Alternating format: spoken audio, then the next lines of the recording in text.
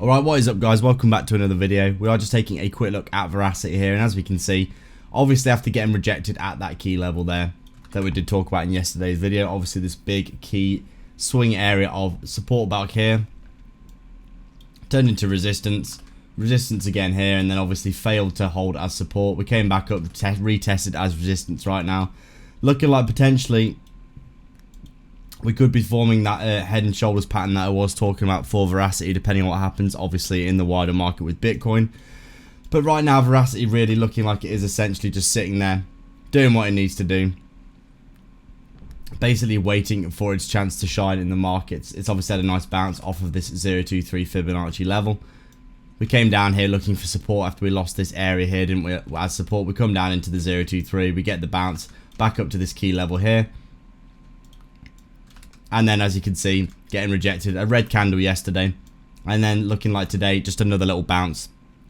Essentially, we are just waiting and seeing what's happening with Bitcoin, aren't we? If we look at Bitcoin, we can see, looking like potentially, it's just sitting at that resistance right now, waiting to see whether or not it's going to break out or come back inside the range. On the hourly time frame, we can see it here. Really, we are just, back testing this area here. If we could see ourselves coming back up and heading towards that Fibonacci level, then Verasity is probably going to pump, isn't it? And then obviously if it comes back inside the range, Verasity is probably coming down to some of these levels down here, in my opinion. So really very simple right now. The whole market following and watching Bitcoin closely, isn't it?